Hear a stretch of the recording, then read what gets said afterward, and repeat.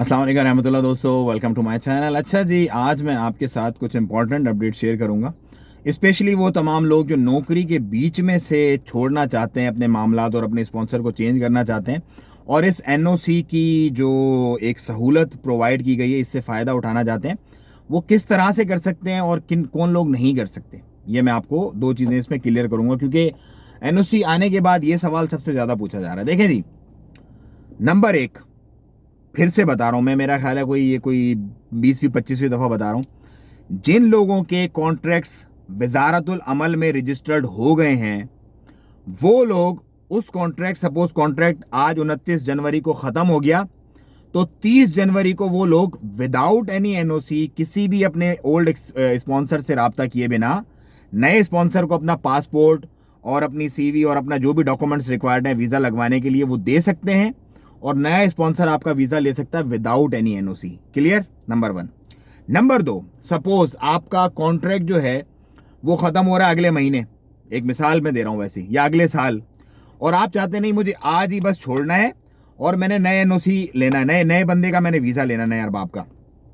इस सूरत में आपको उस अरबाब का, जिस अरबाब की वीज़ा पे आप हैं, उसकी रजामंदी लाजमी चाहिए, क्योंकि उसने आप पे ऊपर जाहिर सी बात है इन्वेस्ट किया हुआ है आपके वीज़ा पे, अपनी पूरी तरतीब बनाई हुई है, बंदा उसका काम कर रहा है, नया बंदा रखने में उसको टाइम लगेगा थोड़ा।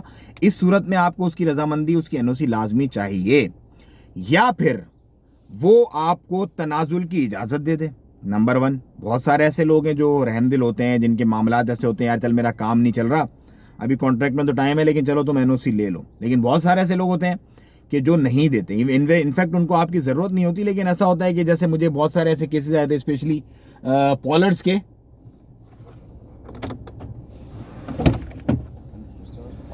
कि भैया ये बंदा अगर मैं छोड़ूंगा। अस्सलाम वालेकुम वलीद भाई।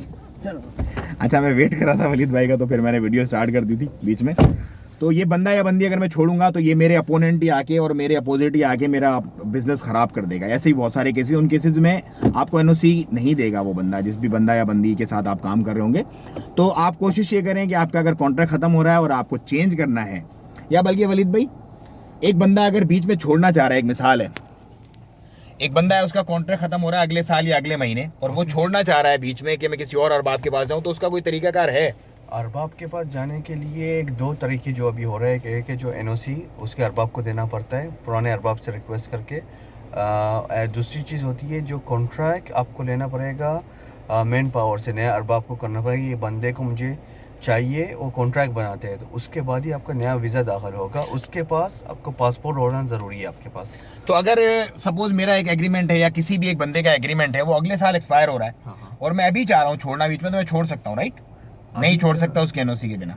एनओसी के बिना नहीं छोड़ सकते। नहीं छोड़ सकता, हाँ बिल्कुल, यही मैं आपको बता रहा था कि उस पुराने अरबाब, अगर कॉन्ट्रैक्ट खत्म हो रहा है फिर तो आप चेंज कर सकते हो, कोई मसला नहीं। कॉन्ट्रैक्ट आपका खत्म हो गया, 2 साल हो गए आपके, तो उसके बिना आप इमीडिएटली आप वो कर सकते हो। और कॉन्ट्रैक्ट को कंसीडर लेबर कार्ड की एक्सपायरी किया जा रहा है राइट? एक्सपायरी जो लेबर कार्ड की एक्सपायरी है, वही सपोज अगर आज मेरा कॉन्ट्रैक्ट या आज आपका कॉन्ट्रैक्ट बन रहा है, लेकिन आपका लेबर कार्ड जो है वो सिर्फ 4 महीने बाकी है, तो 4 महीने तक ही वो कॉन्ट्रैक्ट काबिल कबूल होगा राइट? लेना कोई होते हैं कॉन्ट्रैक्ट 1-1 साल के भी होते हैं। अच्छा, वो मतलब पर्सन टू पर्सन वेरी करता है, वो आपको चेक करना पड़ेगा अपने अरबाब से कि कितना कॉन्ट्रैक्ट, और कॉन्ट्रैक्ट आप सब लोग लें, कॉन्ट्रैक्ट की कापी आप लोग मांगे अपने अरबाब से कि क्या तरतीब है, आप लोगों को भी पता तो चले। ये तो थी कुछ आप लोगों के लिए इन्फॉर्मेशन, और इसके अलावा कुछ और मजीद इन्फॉर्मेशन है वो फिर मैं आपसे शेयर करूंगा इंशाल्लाह। दुआओं में याद रखिएगा अपना और अपनों का बहुत ख्याल रखिएगा। अस्सलाम वालेकुम रहमतुल्लाह।